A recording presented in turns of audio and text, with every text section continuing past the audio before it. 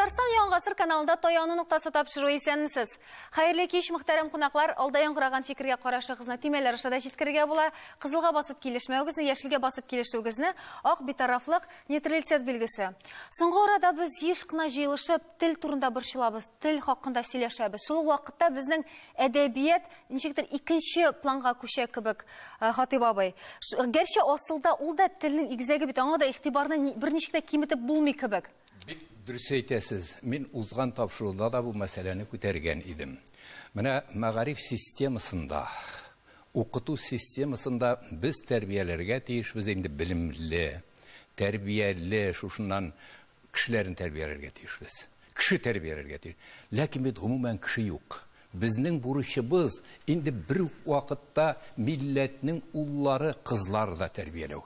Милләтнең уллары, кызлары, бу хакта Фатих Амирхан 20-нче йөзнең башында ук әйткән. Һәм менә шушы милләт улларын, кызларын тәрбияләүдә иң мөһим чараларның берсе безнең әдәбиятыбыз, безнең рухи мирасыбыз. Һәм монда әгәр дә карасаң, менә шушы әдәбият аркылы, анда безнең тарихыбызда, анда безнең әби-бабаларыбызның күңел дөньясы да, үзара мөнәсәбәтләре дә, бөтен яшәешләре дә менә шушыларны инде әдәбият бирә. Аннан тыш бит әдәбият әле кешеләр белән менә шундый мөнәсәбәтләрне корырга. Гомумән менә әгәр дә безнең бит бай әдәбиятыбыз бар, мирасыбыз бар, аны без менә бүгенге тәрбияви процесста, бүгенге уку-укыту процессында шушы бай әдәби мирасыбызга зур урын бирергә тиеш. Һәм инде телне әлбәттә өйрәнергә, ләкин телне менә шундый коры, аны теге формаль әйбер итеп кенә түгел. Әгәр дә без шушы әдәби мирас белән бәйләп өйрәтәбез икән, ул баланың күңеленнән ныграк сеңә. Һәм аны менә чын мәгънәсендә милләтнең улы, милләтнең кызы итеп тәрбиялый. Хатип абый, сез менә шуны сөйлисез, чыннан да бу бит шул дәрәҗәдә гади, барыбызга да билгеле булган хакыйкать. Шулай бит. Ләйбә әфәнде, шулай булна карасаң, ничек соң игътибар җитәрлек түгел әдәбиятыбызга, татар әдәбиятыбызга? Ул безнең игътибар инде бәлки шушы СССР вакытында бераз булгандыр безнең әдәбиятка. Дип уйлыйм инде мин, вазгыять үзгәрде, бөтен мәсьәләдә күреп торабыз, бу технология, техника, интернет, бөтен нәрсә үзгәрде, һәм укучыларның карашы да күбрәк телефонга һәм менә шушы компьютерларга күчте. Ә нишләп без аны кулланмыйбыз? Менә шуңа күрә әйтәм бит инде. Әгәр дә без әдәбиятны үстерүне чарасын уйлыйбыз икән, үстерү турында уйлый кайгыртабыз икән, менә шушы чараларны без файдаланырга тиеш. Телефонда да, шулай интернетна да. Хәзер аны күпмедер дәрәҗә менә кирип бара, шагыйрьләр, анда Инстаграмда шигырьне, әдәбиятны пропагандалый, язучыларның биографиясын пропагандалый, үзе шул әдәбиятны пропагандалый. Аларны әзрәк төшермимсең? Алар бит инде язучылар, алар каядыр шундый илаһи затлар кебек. Монда Инстаграмда утыралар, минем күршем белән бергә бер рәттән. Бу бер алым гына, бусы бер алым гына, чөнки яшьләрнең күбесе шунда утыра. Өлкәннәрнең дә күбесе өйрәнгәннәре утыра, әлбәттә, сүз дә юк. Ләкин монда төп әйбер әдәбият үзе. Беренче чиратта әдәбият үзе барырга тиеш, дип әйтгәндә булырга тиеш. Ул булмаса әдәбиятны ничек үстерәсең булмаган килеш. Менә бу фикергә бәйле беләсең мин нәрсә әйтер идем. Менә безнең башлаган сүзебез матур әдәбиятта халыкның яшәү рәвеше белән бергә аның фәлсәфәсе, аның иҗтимагый фикер тупланган. Ягъни әдәбият ул халыкның гореф-гадәтләрен, традицияләрен яклаучы һәм саклаучы. Менә без сүз алып барабыз, интернет аша балаларга йогынты ясау дип. Ләкин миңа калганда, менә балалар бакчасыннан алып, инде башлангыч мәктәптән башлап, без барыбер әдәбиятның кирәклеген һәм матур әдәбият кешене үстерә торган, аның күңелен матурлый торган чара икәнлеген һәр даим искәртеп торырга тиешбез дип саныйм мин. Менә без балалар дибез, мәктәп балалары, балалар бакчасы бу әлбәттә шулай. Әмма менә шул балаларны тәрбияләүче ата-аналар үзләре безнең язучыларны, безнең әдәбиятыбызны ни дәрәҗәдә беләләр соң? Менә шунда менә бер алымны башлауларны тәрбияләргә кирәк дип әйтәсез. Бер алым буларак менә без әле яңа гына Чаллыдан кайттык. Икенче гимназия Мулла Нур Вахитов исемендәге алар Хаят исемле яңа бер түгәрәк дип әйтик оештырганнар, айга бер тапкыр, һәм анда ата-аналарны җыйганнар. Һәм беренче кунаклар без Камал театрыннан булдык. Менә без аларга нәрсәдер бирдек инде, үзебез аралаштык. Һәм һәм беләсезме, алар менә әле мин әле яхшылап карарга да өлгермәдем, безгә бүләк иттеләр китап 2017 елда чыккан. Аларның инде узактан минем гимназиям дигән газеталары чыга икән, һәм шунда балалар язалар үзләренең әсәрләрен, шигырь хикәяләрен, менә шуннан алар китап та чыгарганнар. Менә бу инде Безгә дә күрсәтсәгез иде, аның исеме менә мин дөньяны ачам дип атала ул. Бу балалар иҗаты буенча шигырьләр, хикәяләр. Менә бу инде бик зур, гомумән Чаллыдан килгән яшьләр мәдәният, сәнгать өлкәсендә алар ике телне дә яхшы беләләр һәм әйтергә кирәк, әдәбиятны да беләләр. Менә Әлмәттән шундый ук. Менә монда китаплар җитәрлекме соң Луар апа? Менә безнең карап утыручылар арасында Иманым Камил менә бүгенге көндә баласына теләсәң дип бәягә шушыны алырга теләгән әти-әни әле барып аны тиз генә таба алмый. Кая аны табыргасың? Әлбәттә, Гарри Поттерны бик җайлы табырга була. Интернетка кирип тә аның фильмында, мультфильмында бөтен нәрсәсен карарга була. Шулай бит, ничә бүгенге көндә безнең шушы татар балалары күбрәк шушы чит ил әдәбиятын хәтта укый, китапларында укыйлар, киноларында карыйлар, ә безнекенә һаман игътибар җитәрлек түгел. Беләсезме, менә фикерләребез монда уртак дип саныйм мин. Монда мәсьәлә мондыйрак, без еш кына татар китабын табып булмый дигән әйберне кайвакыт теге үстереп күпәйтеп дип әйтәбез. Игътибар итегез, Казандагы татар китабына керәбез икән, анда балалар өчен чыккан гаҗәеп затлы, гаҗәеп бай. Менә дигән китапханә, менә дигән китап кибетләребез бар безнең. Безнең кайвакыт ата-аналарыбыз да, өлкәннәребез дә анда аяк басмыйлар. Икенче яктан тагын беләсезме, менә минем әлеге әңгәмәдә барышында бер фикерем туды. Еш кына менә рус әдәбиятын күбрәк укыйлар дигән сүзне сез дә әйттегез. Монда да хаклык бар. Аның артында бит реклама дигән нәрсә ята. Рус телендәге әдәбиятмы ул, шул кинофильмме ул, хәтта шул ук балалар өчен булган телеканалмы ул. Алар бит көн саен кем әйткәндәй дистәләгән телеканал шушыны пропагандалап тора. Безнең балалар әдәбиятының байлыгын, матурлыгын күрсәтүебез җитми. Әлфәт әфәнде, бер яктан караганда сез мәдәз табырга була, алар бар дип, Татарстаныбызда, Казаныбызда, татарның йөрәге дип әйтик инде, Татарстаныбызда, Казаныбызда да әле кайда гына табып була әлеге китапларны. Мондый җир астында урнашкан кибет дип әйтүчеләр бар, шулай бит.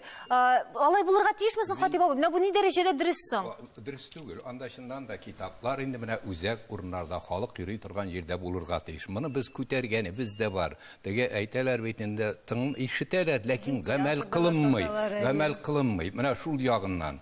Хәзер аннан минем әле бер менә анда тарихка керәсем килә.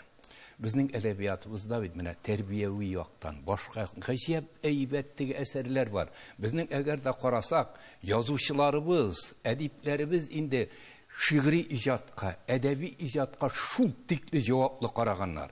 Мәсәлән, Казан ханлыгы чоры шагыйре Мөхәммәд Ярның сүзләмәктә сән йөземне ак кыл, сүзләремне ил күңеленә йомшак кыл. Сүзләмәктә сән йөземне ак кыл, сүзләремне ил күңеленә йомшак кыл. 19-нчы йөздә хәзер мәшһүр Акмуллабыз, дөньяда сүзебез бар, үзебез юк. Инде әгәр дә нигәрәк кисә Муса Җәлилләр Тукайларга менә шундый җаваплы караган. Һәм аларның юлларын менә мин мәктәпләрдә хәзер бер көн әле кемдер әйтергә җыенамында. Менә безгә ятлаталар. Бит шушындый матур юллар бар икән. Тукайныкы, Дәрдмәнднеке, Хәсән Туфанның әйбәт мәгънәви юллары бар икән. Бөтен яктан туры килгән. Аларны ятлатырга кирәк. Ул баланың күңелендә хәзинә булып кала. Гомере буе менә шушы җитми. Шул вакытта кайчан аны бирергә кирәк? Кайчан ятлатырга кирәк? Мәсәлән, Ител суакка турыр, әлбәттә бик кызыклы әсәр. Аны кайчан бирергә була балага? Кайчан буланы аңлаячак? Дәрескә генә менә шундый калдырга. Төрле чаралар бит уздырыла. Хәзер менә шу чараларда мин карап торам, кай вакыт инде бераз ничек дип әйтер, уен көлкегәрәк бирелгән, җиттирәк менә шундый әйберләргә игътибар ителми менә шушы. Аннан баягы фикергә минем тагын менә хәтеремә төште, китапны табып булмау. Бит менә хәзерге безнең менә Казанлыклар бар. Менә Мирасның мөхәррире утыра. Иделдә шул тикле әйбәт әйберләр чыга. Мирастан да чыга. Бит карасаң, тиражлар аз, укучылар аз. Шул. Менә бит ата безнең чыннан да менә балаларны хәзер менә мәктәптә менә мин укытучылар мөнәсәбәттә торам. Хатип абый, хәзер шушыннан безнең балалар белән эшләргә була. Ата-аналары белән бигрәк тә теге маңкыртлашкан татар ата-аналар белән эшләү кыйна. Урыс ата-аналарында хәтта күндереп була дип. Менә безнең Луара ханымның фикеренә ата-аналар белән безнең эшне милли яктан көчәйтергә кирәк. Язучылар белән очрашуларны, аннан соң хәзер башка төрле. Монда бит безнең язучыларыбыз да бар. Менә Ләбиб әфәнде, сез үзегез еш очрашасызмы укучыларыгыз белән, балалар белән? Бу көндә менә бу ни дәрәҗәдә актуаль? Хәзер бит интернетта танылган язучылар да җитәрлек һәм онлайн очрашуларда оештырырга була.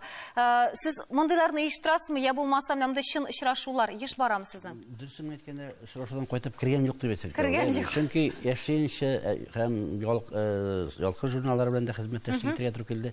Салават күпрендә озак еллар эшләгән кеше буларак, Татарстанның бик күп мәктәпләрендә булган кеше. Казанныкында да йөреп чыктым. Әле шушы көннәрдә генә Шаллының 54-нче мәктәбендә, Казанның 3-нче гимназия мәктәбендә булдым. Татар мөхитле татарлар арасында йөреп тә кайттым. Аралашулар шул хәтле әйбәт. Минем әйтәсе килгән сүзем нәрсәдә? Салават күпрендә эшли башлагач, Салават күпер чыга башлагач, башында торган вакытта материаллар биргәндә 90-нчы еллар, менә шушында без бер максатны куйдык. Балалар бер хәл, без ата-аналарында тәрбиялик дидек. Һәм безнең халыкның җәүһәрләрен, күңел җәүһәрләрен, фольклорны бирдек, әйме. Дини мирасыбызны бирдек шул вакытта ук. Зурлар шарак итеп булган материаллар. Балалар китапларын бирәдер, шушы журналны Салават күпер өлкәннәр итәдер. Каралы, безгә дә бар икән монда укый торган язмалар дидер. Менә шушындый вакытлар булды. Менә бу нәкъ шушы әти-әниләргә дә, балаларга да бергәләп тәрбияләп турында сез барамы? Менә шушы хәзер тагын килә. Ул инде менә шушы без хәзер балалар аша тагын юлы шушы Инстаграмнар, шулай интернетлар, чөнки яшь балаларның сеңдереп, алар инде хәзер маңкыртлашкан ата-аналар, булган ата-аналарны адырак тәрбияләргә. Яңа алымнар, Ләйб әфәнде. Менә тагын нинди яңа алымнар бар икән, Хатип әфәнде? Без моның турында сөйләшүбез дәвам иттерәбез рекламадан соң.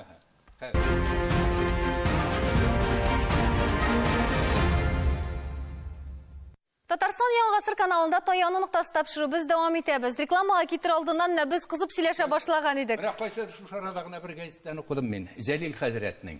Менә дип балалар, ата-аналарны дип, аталарын дип мәчеткә җибәрүче мин балаларын файдаланам ди. Балалар аркылы әйтсәң ди, киләләр ди. Менә кызыклы гына бит әле. Аннан менә минем бик борчы торган бер әйбер бар. Һич тә мин аңа каршы түгел. Менә безнең җырлар, концертлар бара. Менә Луара ханым бик батыр итеп аларны алып бара сибин. Гил мәхәббәт җәмәгатьләр. Гил мәхәббәт сагыну, саргаю шушыгына. Бит безнең хәзер менә алар инде милләтнең язмышы, теле, тарихы, күренекле кешеләре, туган як башкалар буенча, алар буенча да бит безнең җырларыбыз бар. Булмаса иҗат итәргә менә шушыларны да репертуарга кертергә. Беләсезме, менә хәзер безнең шушы радио, телевидение, театр, музейларны мин телгә аласым килә. Мәсәлән, Болгар радиосы хәзер безнең җырны пропагандалау буенча гаҗәеп зур эш башкара. Шул концертлар арасында нигә безнең күренекле шагыйрьләребезнең әсәрләрен кулланмаска, гел җырны гына түгел, менә үзләренең программаларында әйтик, ниндидер матур урыннарын сайлап, шәшмә әсәрләрдән. Алар кулакларына киртләп куйырлар бу тапшырудан соң. Менә хөрмәтле җәмәгать, бүгенге безнең җыелубызның да максаты шул, чыннан да без борчылабыз, татар теленең язмышы хакында, татар әдәбияты, телне саклап калуда бүген нинди рольне башкара. Һәм гомумән алганда менә барыгызга да сорау, бүгенге көндә әдәбиятны популярлаштыруда нинди юлларны күрәсез? Менә беләсезме, сүз башлан, менә дәвам сезнең фикерен дәвам итеп, чынлап та матур әдәбиятка, татар әдәбиятына укучыны якынайтуның төрле чараларын файдалану дигән вакытта, чынлап та аның берсе һичшиксез театр. Театрның нигезендә бит драма әсәр ята, ул әдәби әсәр. Минем сүзне әйтәсез. Шушы драма әсәре сәхнәгә куела икән, һәм аны бер елда Камал театрында гына мисал өчен 10 меңнән артык кеше карый икән. Димәк, 10 меңгә әлеге драма әсәренә салынган фикер бит килеп җитә дигән сүз. Икенчесе карагыз, соңгы вакытларда шактый күп сүз булды. Менә бу балалар өчен булган телеканал. Бик сер түгел. Менә рус телендәге балаларыбызның дистәләгән әкиятне белүләре, аны карарга теләүләре, нәкъ менә мультфильмнар аша аларның бу әйбергә кызыксыну уятуында. Татар телендә без мультфильм карыйбыз икән, Шүрәлене суанасын. Миңа калганда бала аны мин әйдә кызым, улым укыйм әле дигән вакытта, улан бик рәхәт тыңлаячак. Әлеге дә баягы концертларга, һаман мультфильмнарга, телевидениега килеп ташабыз. Менә бар безнең матур әдәбиятыбыз бар име? Безнең китапларыбыз бар, безнең шундый мирасыбыз бар. Ни өчен безгә ниндидер башка алымнарны алмаска, шуларны популярлаштыруда ничек кызыксыну уятырга? Алар бар бер кадәр дәрәҗәдә, һәм мин хәтта әле менә бүгенге буын мәктәп балаларына кайдар кызыгып карыйм. Без үскән вакытта аның кадәр чаралар юк иде. Әйтеп китәсем килә, мәсәлән, төрле фестивальләр, конкурслар. Безне бик еш чакыралар. Менә Яшел Үзәндә хәтерлим булды күптән түгел. Аннан соң инде Әлмәндәр варислары дигән мәдәният, сәнгать институтында Россия күләмендә дә, Татарстаннан да бик күп балалар киләләр. Инде ул Тукай буенча бик күп төрле шундый чаралар үткәрелә. Менә шуларда әлбәттә аларга сиңә башлы әдәбият. Шушы чараларда бер үк кешеләр генә йөри кебек түгелме сезгә? Катнашучылармы? Әйе, менә безнең бит әдәбиятыбыз турында сөйләшкән вакытта, гомумән менә безнең татарларыбызны алсак та 7 миллион дип алабыз икән, диме? Ничә проценты гына йөри икән? Беләсезме, менә Юнус дигән мәдәният йортында булган иде. Анда без көн буе утырдык. Анда катнашырга теләүчеләр, аны берничә көнгә бүләргә мөмкин булыр иде. Теләүчеләр бик күп, әлбәттә. Әмма таңы шуны да ата-аналарга әйтеп китәсе килә. Алар ни өчендер моны бүләкләр алу өчен дип уйлап калдырмасыннар иде. Шундый әйтүчеләр дә булды. Менә безнең балаларга бүләк. Без бүләк өчен укымадык. Безгә хәтта мактау кагазе дә бик җиткән инде. Шуңа күрә ул безнең туган телебез дип. Тел һәм әдәбият әлбәттә икесе ике нәрсә алар. Менә мин мисал итеп китерәсем килә. Чит илдәге татарлар, Финляндия татарлары, алар Аллага шөкер безнең телебезне беләләр, саклап килгәннәр, әмма алар Тукайдан башка безнең әдәбиятыбызны белмиләр. Шуңа күрә әдәбиятны өйрәтү өчен шулай ук төрле чаралар бар. Мәсәлән, мин театр турында барыбер кабатлап әйтәсем килә. Безнең кече зал бар хәзер. Анда Хәсән Туфан шигъриятенә яшьләр йөри. Яңа буын чыннан да татар яшьләре шулай бит әдәбият белән кызыксына торган, үзләренең фикерләрен җиткерә торган. Монда мәхәббәт турында гына түгел, Хатип әфәнде, монда төрле яшьләр бар, төрле темаларга язучылар. Гәрчә мәхәббәт булырга тиеш һәр вакытта. Бер чара турында әйтеп китим әле. Игътибар соңгы елларда билгеле рус телендә башланды литературный дворик дигән чаралар үткәрү. Менә быел, мисал өчен, мин үзем сентябрь аенда 90-нчы гимназиядә шундый чарада булдым. Ул әдәби ишек алды. Бәлки татарча яңгырашы калькулаштырылгандыр, яңгырашы ни дәрәҗәдә әйбәттер, ләкин нәкъ менә һәм рус телендә, һәм татар телендә монда классикларның әсәрләре яңгырады. Балаларның үзләренең әсәрләре яңгырады. Һәм беләсезме, мәктәпнең рус теле һәм татар теле укытучылары ике укытучы үзләре язган шигырьне әлеге дистәләгән бала каршында укыдылар. Менә бу чара, мин иманым камил, бала бу шигырьгә, бу чарада катнашу өчен шигырьне генә ятлап калмаган, аның күңеленә бу шушы шигырь аша әдәби орлык салынган. Менә моның кадерен белергә кирәк. Менә бу чыннан да кызык бер әйбер әйттегез, татар теле укытучылары, рус теле укытучылары да идегез, чөнки бит укучылар арасында безнең республикабызда татарлар да бар, башка милләт кешеләр дә җитәрлек. Менә ничек уйлыйсыз, хөрмәтле җәмәгать? Татар әдәбиятын популярлаштыруда аларга икесенә дә караш бер төрле булырга тиешме? Я булмаса безгә татарлар өчен аерым ниндидер юллар булырга тиешме? Башка милләт халкы өчен икенче юллармы? Чөнки әдәбиятыбыз бай, тәрҗемә итеп укырга да була бит. Минемчә, аларны тәмам айырып та булмый. Чөнки айырым чараларны бергә уздырырга туры килә. Ләкин шуның белән бергә татарныкын үзенә күбрәк бирергә. Чөнки анда публикында җыярга кирәк, башкасы да бар. Урысныкына икенче, бер җирдә яңгыраган, икенче җирдә икенче төрлерәк яңгырый. Менә мин шулайрак уйлыйм. Бу фикерне гафу итәсез, тагын мин өстә була дип әйтер идем. Беләсезме, менә мисал өчен шулык үзем еш булган bir-ике мәктәп мисалында мин булай дип әйтер идем. Менә мәктәптәге татар әдәбиятына һәм рус әдәбиятына, гомумән татар теленә һәм рус теленә булган мөхит, ул рус теле укытучыларыннан бик нык бәйле. Менә әйтик, рус теле укытучысы үзенең дәресендә рус әдәбияты белән бергә татар әдәбиятында кагылып китә икән, татар әдәбиятында аның зурлыгын билгели икән, ул балаларга бик зур йогынты ясый. Татар теле укытучысының мактавы яисә мактануы берәйбер, әдәбиятыбыз зур дип. Ә инде рус теле укытучысы моны әйтә икән, ул балага икеләтә үтемле. Әлбәттә, әфәнде, әле шундый фикердә бар, Хатип әфәнде, менә рус теле, башка халыкларга, мәсәлән, татар әдәбиятын бәлки русча бирергә кирәктер дигән фикердә бар бит. Сез моны ничек карыйсыз? Аңа бик өстенлек бирергә ярамый. Тәрҗемәдә кирәк барыбер, тәрҗемәдә кирәк. Чөнки 7 миллион татарлар арасында да ничә проценты гына татарча сөйләшә үзәккә доминант эшләргә ярамый аны. Ул үзәклектә Бары бер дә татарча- Мин әле уңай белән бераз темага кагылмаса да ни бар. Мин менә соңгы вакытта менә татар теле сәгатьләрен кыскарттылар бит инде, урыс телене арттырдылар. Аерым классларда 9-ар, 12-шәр, 13-шәр сәгать рус теле әдәбияты. Мин менә рус телчеләрен кызгана башладым инде җәмәгать. Ничек ул кадәр расписаниедагы теге сәгатьләрнең 3тән 1 алар. Безнең аннан төшү җәмәгатьләр тарихыбыз бар, математика бар, аннан соң ниләр бар, географиялар бар. Аларга да бирергә кирәк. Ничек инде 12 сәгать рус телен укытырга әдәбият. Бу бит бөтенләй башка театрга. Аннан соң беләсезме, менә без әдәбият турында сөйлибез.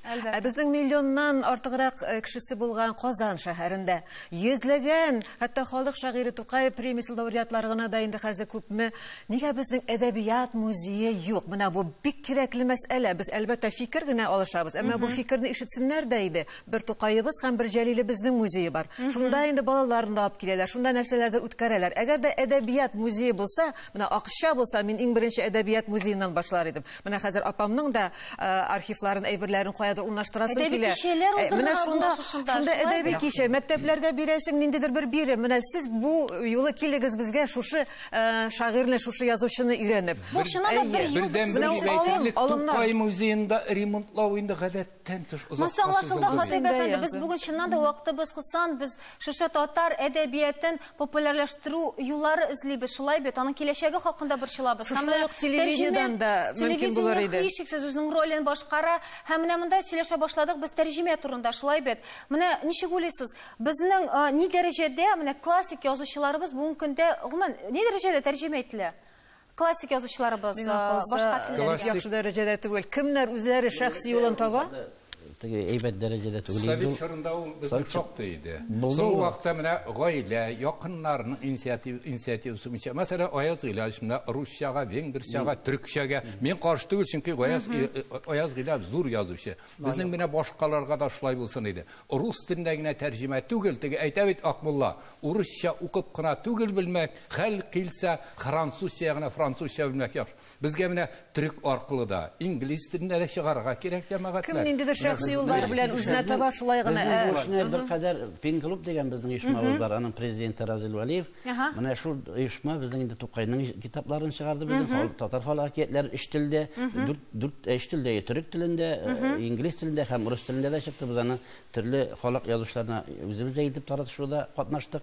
Андый чаралар да бар.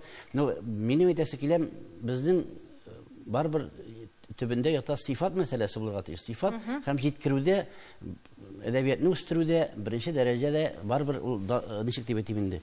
Җиңел булырга тиеш бар. Җиңелрәк дәрәҗәдә. Аудио китаплар мәсәлән татарча безнең күп икән соң әле. Кытырга сискәндергә тиеш түгел. Пен группта моның турында бер нәрсә дә әйтмиләрме? Аудио китапларны күбәйтү мәсәлән. Тәрҗемә бик кирәк. Беләсезме, менә бу тәрҗемә мәсьәләсенә бәйле бая сез куйган тагын бер сорауда искәртеп китим әле мин. Рус телендә балаларга татар әдәбияты турында мәгълүмат җиткерү. Беләсезме, кайчандыр мәктәпләрдә туган як мәдәнияты, культура народов Татарстана шушы исемдәге предметларда керә башлаган иде. Менә Хатип әби әйттегез бит әле, рус теле дәресләре хәзер сыйныфта 11 сәгатькә җитте, аерым сыйныфларда аерым балаларга. Менә ул дәресләрнең бер өлешен шул ук татаровидение, казановидение рәвешендәме, яисә аннан да бигрәк регионовидение рәвешендә, ягъни рус телендә татар мәдәниятын таныштыруның юлларын да күрсәтү мөмкинлеге бар. Мин уйлыйм, кирәкле кешеләр бу фикерләрне бүген ишетер. Хатип әфәнде. Рус теле укытучылар белән дә таныш.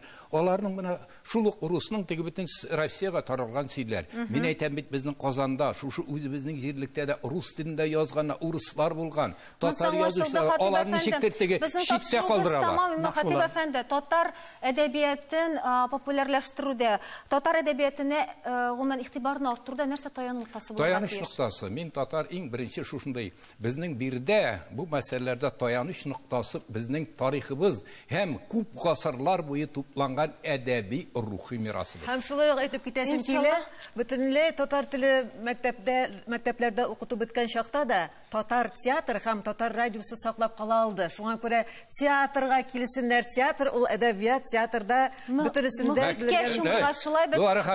Мәктәп булмаса театрга бирмиләр. Ансын сез. Вальтер әйткән, менә аны гына әйтәм. Өметле киләчәккә, без чыннан да киләчәктә барыбер әле татар әдәбиятының киләчәге якты булуына ышанып, саубуллашабыз. Исән-имин булыгыз, татар китаплары укыгыз.